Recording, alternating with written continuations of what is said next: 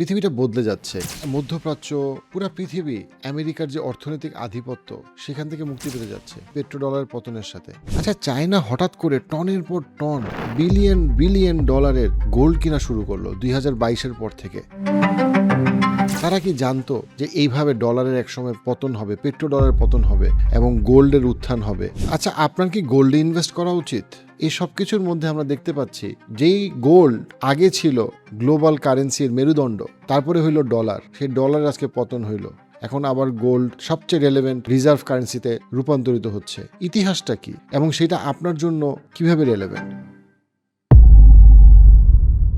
1971 সাল বাংলাদেশ স্বাধীন হয়, কিন্তু গোল্ড যুগের মৃত্যু হয়। কিন্তু 1971 সালে গোল্ড যুগের মৃত্যু এবং পেট্রোডলারের উত্থান বোঝার জন্য আপনাকে শুরু করতে হবে 1914 থেকে। দেখেন, 1914-এর আগ পর্যন্ত ডলার এত পাওয়ারফুল ছিল না। ব্রিটিশরা তখন পৃথিবীর সবচেয়ে শক্তিশালী এবং সবচেয়ে বড় সন্ত্রাসী গ্রুপ, এবং তারা তখনও 1914-র আগ পর্যন্ত রিজার্ভ কারেন্সি বলি গোল্ড কখনোই রিজার্ভ কারেন্সি ছিল না, কিন্তু ওইটা সবচেয়ে তুলনাযোগ্য অ্যাসেট ছিল। অর্থাৎ আমি আপনার সাথে কোনো এক্সপোর্ট ইম্পোর্ট করব, আমি আপনার ডলার হোক, ইউয়ান হোক, পাউন্ড হোক, যাই হোক, আমি দেখবো এটার সাথে আমি গোল্ডকে কম্পেয়ার করে হিসাব করব। সো গোল্ড ওয়াজ দ্য মানদণ্ড, স্ট্যান্ডার্ড, ইয়ার্ডস্টিক। 1914 সালে যখন প্রথম বিশ্বযুদ্ধ শুরু হয়, তখন ব্রিটিশদের হঠাৎ করে প্রচুর পরিমাণে টাকা লাগবে।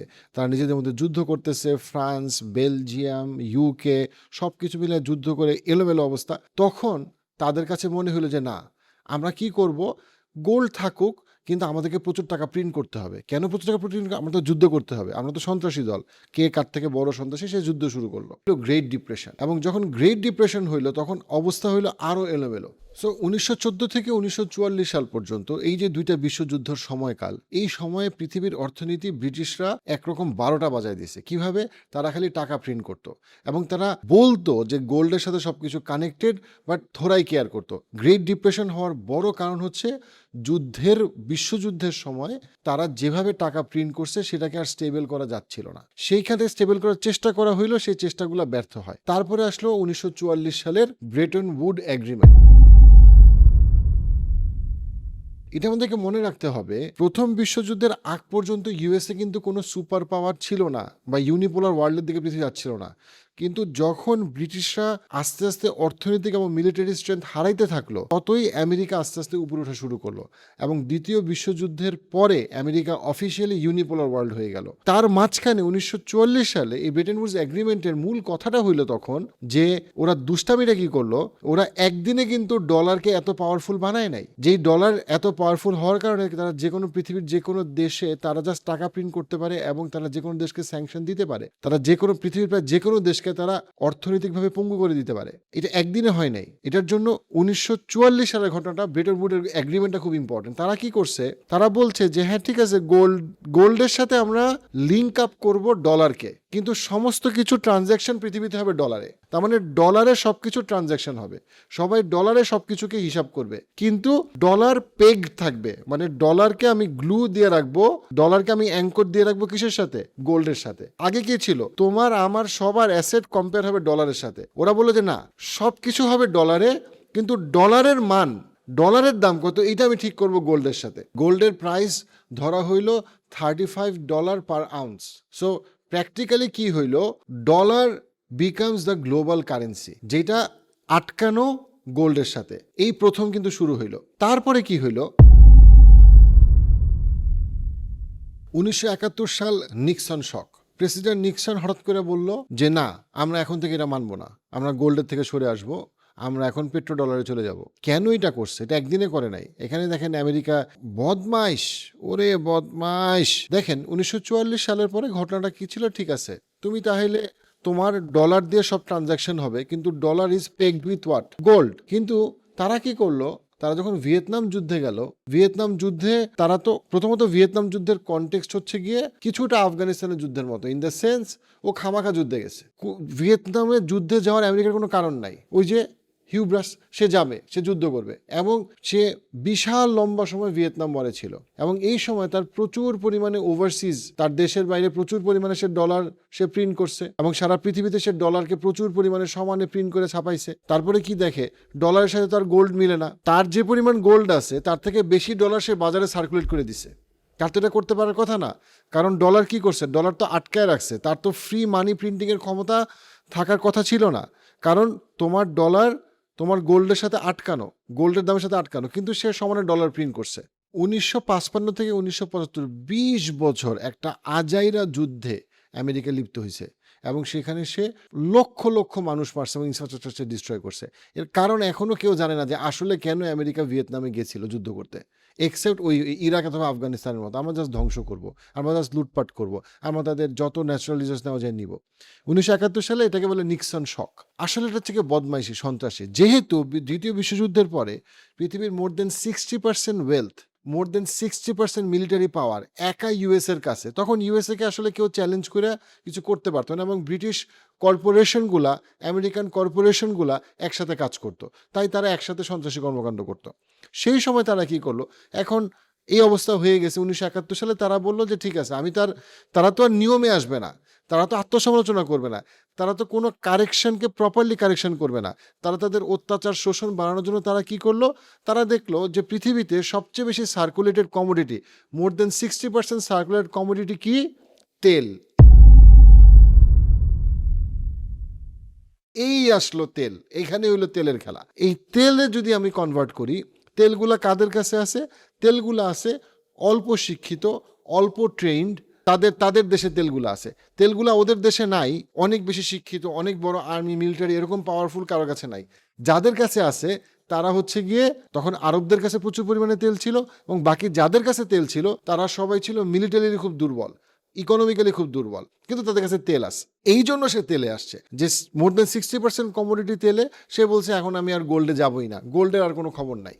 সে গোল্ড থেকে বের হয়েছে, যেই উপায়ে বের হয়েছে সেটা কিন্তু আন্তর্জাতিক সমস্ত আইনের লঙ্ঘন। সে নিজে আন্তর্জাতিক আইন লিখতো তার পছন্দ মতো, এবং সে এমনভাবে গোল্ডে গেছে কেন, কারণ সে বলছে আমি তোমাদেরকে সিকিউরিটি দিব। বাট এই যে আমি সিকিউরিটি দিব, এটা আসলে একটা সিকিউরিটি থ্রেট।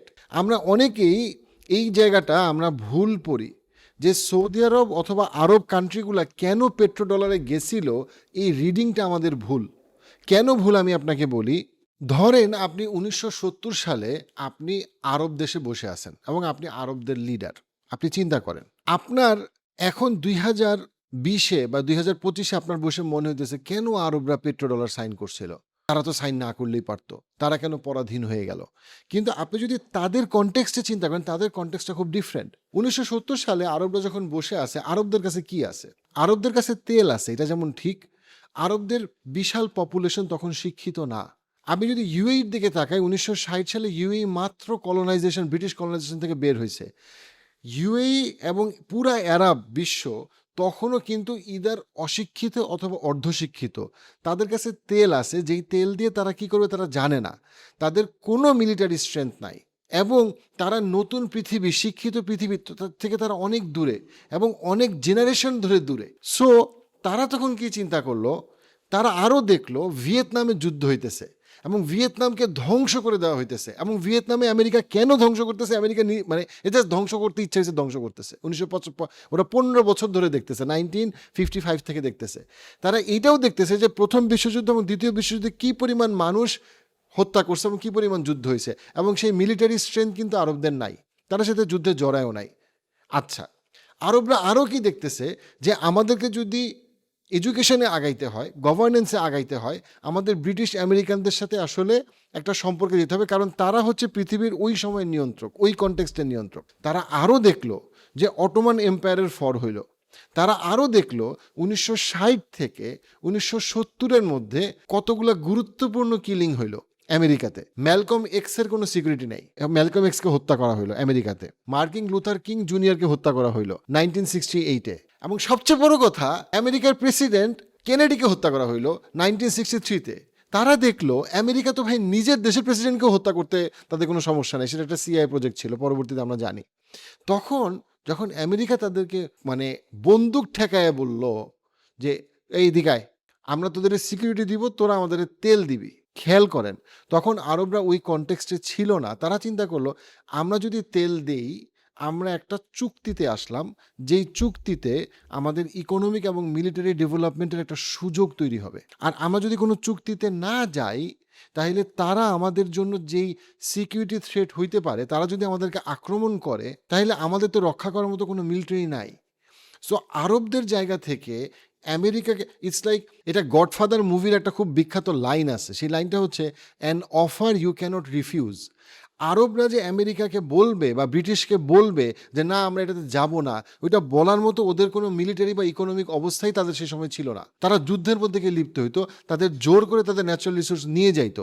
এটা অনেকটা বন্দুক ঠেকায় তাদেরকে এটাতে নিয়ে আসা হয়েছে, এবং তারা চিন্তা করছে এটাতে যদি আমি যাই তাহলে আমি আমার দেশের মানুষের সিকিউরিটি দিতে পারবো, এবং আমার দেশটাকে আমি এমন একটা পর্যায়ে নিতে পারবো যেই পর্যায়ে আমার ইকোনমিক এবং মিলিটারি স্ট্রেংথ থাকবে। আর আমি যদি এই চুক্তি থেকে বের হয়ে আসি তাহলে আমার ইমিডিয়েট কলাপস হওয়ার সম্ভাবনা খুব বেশি, আমাদের ভিয়েতনাম হওয়ার সম্ভাবনা খুব বেশি, যেটা তারা ডেফিনেটলি হইতে চায় নাই। ওই সময় একদিকে আমেরিকা হচ্ছে চূড়ান্ত ভায়োলেন্স হচ্ছে তাদের দেশে, সিভিল রাইট মুভমেন্ট থেকে শুরু করে। আরেকদিকে কি হইতেছে, আমেরিকাতে তখন মিলিটারি এবং ইকোনমিক পাওয়ার, তারা যা ইচ্ছা তা করতে পারে। তাই ওই কনটেক্সটে আমরা যখন এখন বলি ও আরবরা তো খালি গোলামি করে, আমাদের জায়গা থেকে এটা বলা খুব সহজ, কিন্তু আপনি তাদের কনটেক্সটে যখন চিন্তা করবেন, আপনি দেখবেন আজকের কাতার, আজকের ইউএই, আজকের সৌদি আরব যে ইকোনমিক প্রগ্রেস এবং এডুকেশনাল যতটা তারা আগাইতে পারছে 60 বছরে, গিভেন দ্যাট তারা তার আগের 200 বছরে তো পেছানো ছিল, এটা কখনোই হইতো না যদি না তারা এই স্ট্র্যাটেজিক অ্যাগ্রিমেন্টে সাইন করতো। যে অ্যাগ্রিমেন্টটা আপাত দৃষ্টিতে আপনার কাছে মনে হইতেছে এটা একটা আরবদের পরাজয়, কিন্তু আরবদের আসলে ওই মুহূর্তে এর বাইরে কোনো কার্ড ছিল না আরবদের জায়গা থেকে। এখন আমরা অনেক বড় বড় কথা বলতে পারি, বাট ওই সময়ে আরবরা তার নিজেদের দেশকে ভিয়েতনাম বানাইতে চায় নাই, এবং তারা তাদের চোখের সামনে 15 বছর ধরে দেখতেছে যে ভিয়েতনামকে কীভাবে ধ্বংস করে দেওয়া হলো। তারা চোখের সামনে দেখতেছে আমেরিকার নিজের দেশে তার প্রেসিডেন্টকে কীভাবে হত্যা করা হলো, কেনেডির কথা বলতেছি, এবং আমি মেলকম এক্সের কথাও বলতে পারি যে মেলকম এক্স এত পপুলার এবং এত মানে মেলকম এক্স ওয়াজ লাইক কি তাদের ওসমান হাদির থেকে অনেক বড় কিছু, এবং তাকে হত্যা করা হয়েছে। তো সেই জায়গা থেকে তারা চিন্তা করলো যে আমি ইদার আমার দেশকে বাঁচাবো এবং আমি একটা ভবিষ্যৎ, সুন্দর ভবিষ্যৎ, পাওয়ারফুল ভবিষ্যতের স্বপ্ন দেখবো, আর আমি সিম্পলি ধ্বংস হয়ে যাব। কারণ আমেরিকা যখন বলতেছে আমি তোমাকে সিকিউরিটি দিব যদি তুমি পেট্রো ডলারে আসো, কথাটা রিভার্স করলে যেটা দাঁড়ায় সেটা হচ্ছে গিয়ে তুমি যদি পেট্রো ডলারে না আসো তোমার সিকিউরিটি থ্রেটের কারণ হব আমি, এবং আমি পৃথিবীর মোর দেন 60% মিলিটারি এবং ইকোনমিক পাওয়ার নিয়ে যদি তোমাকে আক্রমণ করি তোমার যাওয়ার কোনো জায়গা নেই। আরবরা আরও দুটো জিনিস দেখলো, সেটা হচ্ছে আমরা তেল নিয়ে বসে আছি, এটা যেমন ঠিক, কিন্তু আমাদের রিজন খুব ভোলাটাইল, এখানে অনেকের সাথে অনেকের যুদ্ধ হইতে পারে। সো এখানে যদি একটা সিকিউরিটি বেস হয়, এটা যেমন একদিকে আমাদের জন্য ভালো হবে, আরেকদিকে যদি আমরা আসলে অয়েলকে এরকম ডলারে আমরা বেচতে পারি তাহলে আমরা হয়ে যাব ধনী, এবং আমরা যখন ওই টাকাটা যদি আমরা আমাদের দেশে রিইনভেস্ট করি দেন আমরা পৃথিবীর সবচেয়ে উন্নত শহরগুলো বানাইতে পারবো। এই যে পেট্রো ডলার শুরু হইলো, এই পেট্রো ডলারের কারণে আমেরিকা গোল্ড থেকে তো দূরে আসলোই, আমেরিকা তখন সারা পৃথিবীতে তার পছন্দ মতো ইকোনমিক স্যাংশন দিতে পারলো। যে কোনো দেশ, যেমন 1979-এ সেই ইরানকে স্যাংশন দেওয়া স্টার্ট করলো, এবং সেই 1979 থেকে এখন পর্যন্ত ইরানের ইকোনমির ডাউনফলের সিঙ্গেল বিগেস্ট রিজন হচ্ছে গিয়ে আমেরিকান স্যাংশন। এবং সে রাশিয়াকে স্যাংশন দেওয়ার চেষ্টা করলো, এবং আমেরিকা হয়ে উঠলো সেই দানব, যেই দানব ইচ্ছামতো ডলার প্রিন্ট করতে পারে, এবং যেই দানব তার পছন্দ মতো কান্ট্রিকে ইকোনমিক স্যাংশন দিয়ে পঙ্গু করে দিতে পারে। সারা পৃথিবীতে 15টার বেশি কান্ট্রিকে আমেরিকা ইকোনমিক স্যাংশন দিয়ে স্ট্র্যাটেজিক্যালি পঙ্গু করে দিছে। কিন্তু সেইটারও তো একদিন পতন হইতে হবে, এবং সেইখানেই আসলো 2022 সালে আমেরিকা একটা বিরাট ভুল করলো। রাশিয়া এবং ইউক্রেন ওয়ারের সময় রাশিয়ার একটা সিগনিফিক্যান্ট অ্যাসেট যেইটা আমেরিকাতে ছিল সেটাকে তারা ফ্রিজ করে দিল ডলারে। যখন ফ্রিজ করে দিল, অর্থাৎ রাশিয়ার টাকা যখন ফ্রিজ করে দিল, সারা পৃথিবীতে তখন গ্লোবাল কারেন্সি হয়ে গেছে ডলার।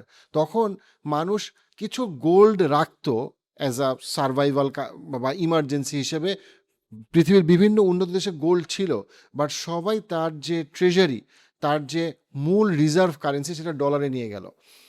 রাশিয়া যখন দেখলো যে আমেরিকা চাইলেই 2022 সালে তার এই বিশাল পরিমাণ অ্যাসেটকে ফ্রিজ করে দিতে পারে রাশিয়া ইউক্রেন ওয়ারের জন্য, তখন সারা পৃথিবীর কাছে মেসেজটা খুবই ক্লিয়ার যে যদি আমরা অর্থনৈতিকভাবে স্বাধীন হইতে চাই তাহলে আমরা ডলারের উপরে অবশ্যই নির্ভরশীল হইতে পারবো না। কেন? কারণ ডলার আর কোনোভাবেই রিলায়েবল না, কোনো দিক থেকে স্টেবল না। 2022 সালে 300 বিলিয়ন ইউএস ডলার সমপরিমাণ টাকা রাশিয়ার, যেটা বিভিন্ন ব্যাংকে ছিল, বেশিরভাগই হচ্ছে ইউরোপিয়ান আমেরিকান ব্যাংকে ছিল, সেটাকে তারা ফ্রিজ করে দিল। সারা পৃথিবী তখন বলল, তুমি এটাকে ফ্রিজ করে দিছো, তাহলে আমরা এই ব্যাংক থেকে আমরা তোমার ডলার থেকে সরে আসব। এবং এইটা পুরোপুরি ব্যাকফায়ার করলো।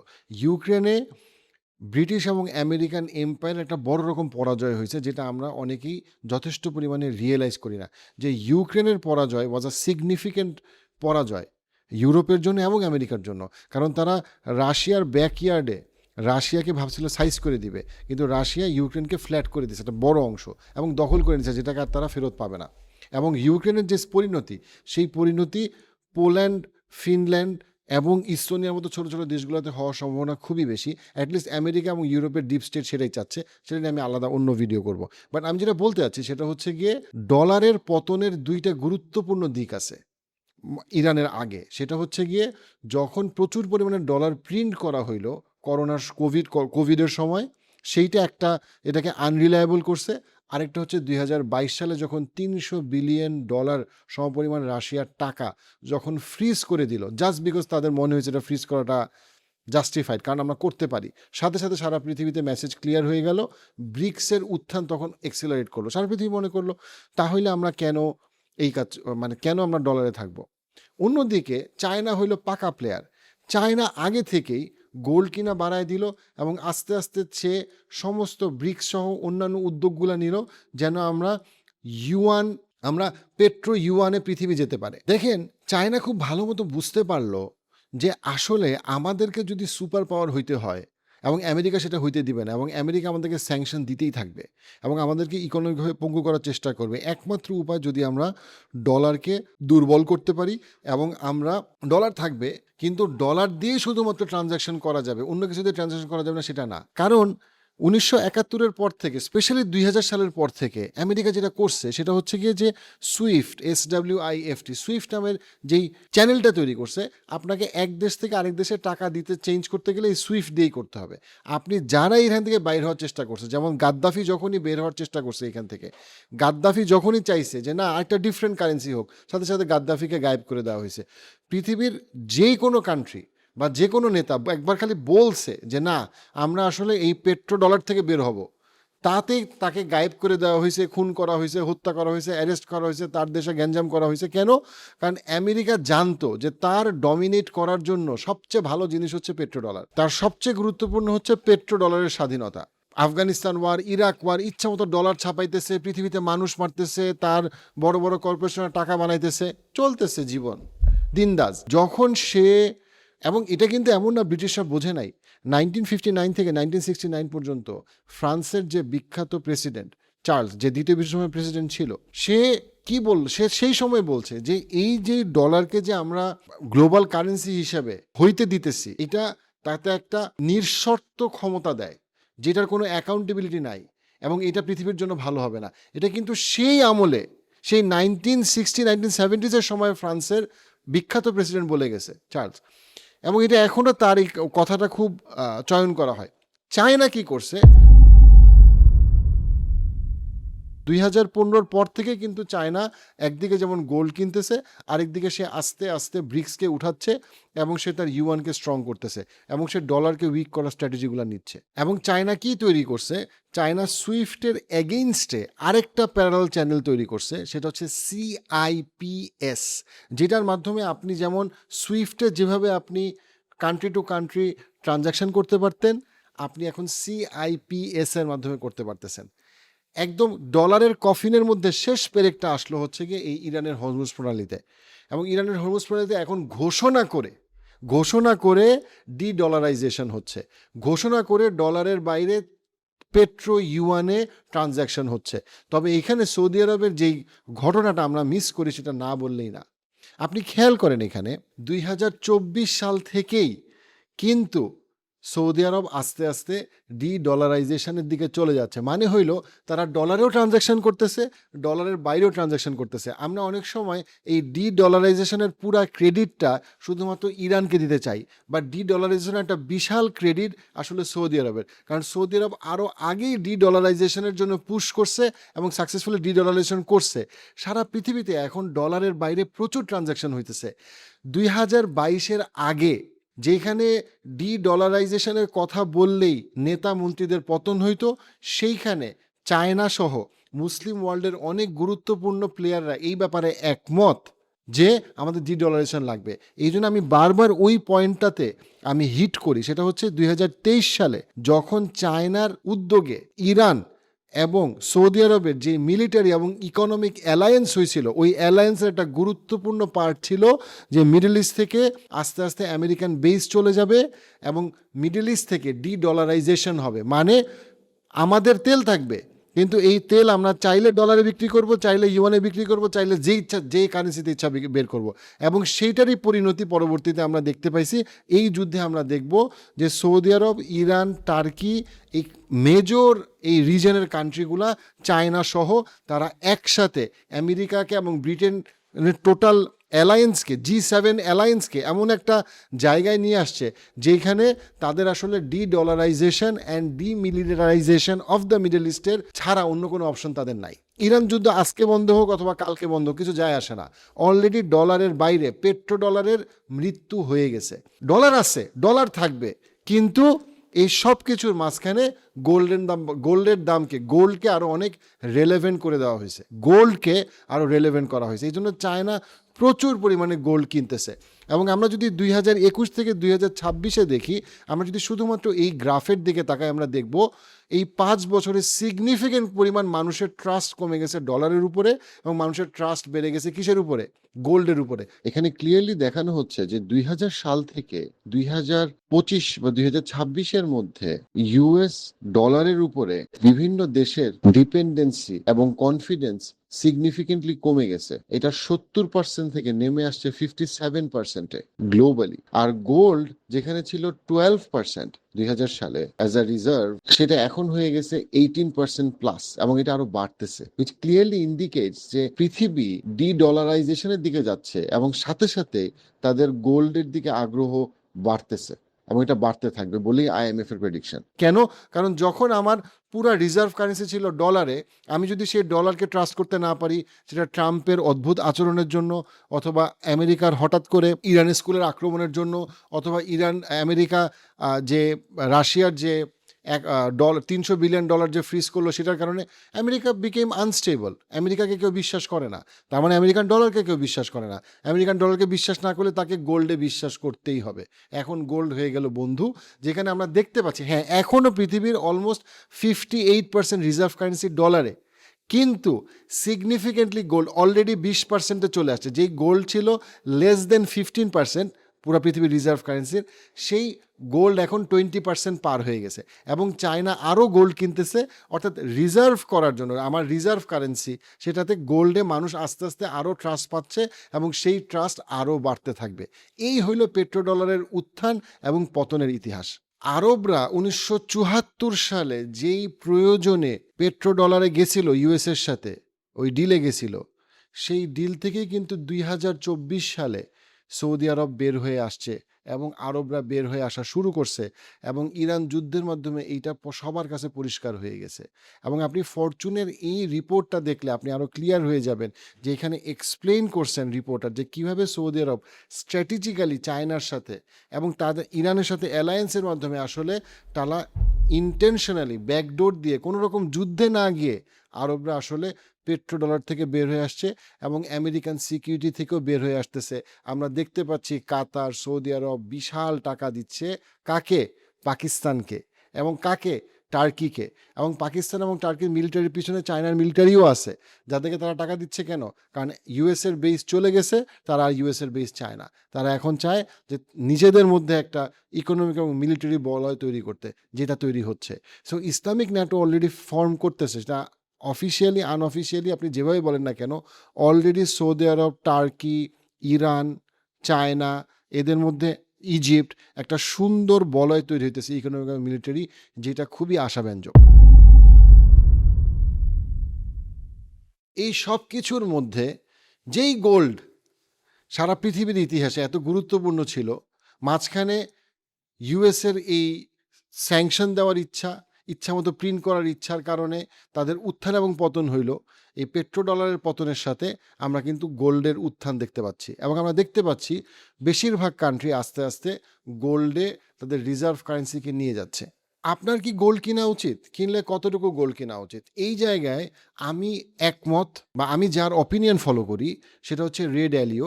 রে ড্যালিও হচ্ছে সারা পৃথিবীর সবচেয়ে পাওয়ারফুল ইনভেস্টরদের একজন এবং তার এই ব্যাপারে পরামর্শটা হচ্ছে প্রত্যেকটা মানুষের অন্তত 5 থেকে 10% অ্যাসেট গোল্ডে থাকা উচিত। সেই জায়গা থেকে আমার আন্ডারস্ট্যান্ডিং এবং পরামর্শ আপনাদের কাছে হচ্ছে গিয়ে আপনাদের 5% অ্যাসেট গোল্ডে থাকা উচিত মিনিমাম। তার বেশি থাকবে কি থাকবে না এ ব্যাপারে অনেকের অনেক মতামত আছে। অনেকে বলছে 25%, অনেকে বলছে 2%। আমি বিশ্বাস করি প্রত্যেকটা মানুষের 5% মিনিমাম অ্যাসেট গোল্ডে থাকা উচিত। পৃথিবীতে যুদ্ধ হইতে পারে, ক্রাইসিস হইতে পারে, but as a survival emergency asset gold is fantastic. এবং আপনি যদি শুধুমাত্র দেখেন যে 1980 থেকে 2026-এ গোল্ডের দাম কতটুকু বাড়ছে, ইউ ক্যান ক্লিয়ারলি সারা পৃথিবীতে you can clearly see that gold কিনে কেউ হারে নাই, specially as a long term investment. But day to day ট্রেডিংয়ের জন্য আমি কাউকে গোল্ড কিনতে বলি না যে আমি আজকে গোল্ড কিনবো 1 বছর পরে বিক্রি করব, সেটার জন্য আমি কখনোই কাউকে বলি না। আবার আমি এটা ব্যক্তিগতভাবে মনে করি না যে কারো 30-40% গোল্ড কেনা উচিত, বিকজ আমি মনে করি যে গোল্ডের থেকে ওই দিক থেকে আরও অনেক বেটার ইনভেস্টমেন্ট আছে। বাট অ্যাটলিস্ট 5% সবার অ্যাসেট গোল্ডে থাকা উচিত, এটা আমি মনে করি। সেটা আপনার পোর্টফোলিও অনুযায়ী, মানে এটা আপনার কী পরিমাণ টাকা পয়সা আছে সেই অনুযায়ী ডেফিনেটলি আপনি ডিসিশন নেবেন। বাট অ্যাটলিস্ট 5% সবার গোল্ড থাকা উচিত। অর্থাৎ কারো যদি 1 কোটি টাকা থাকে, দেন তার অন্তত 5 লাখ টাকা সমপরিমাণ গোল্ড মিনিমাম তার থাকা উচিত, ছেলে হোক বা মেয়ে।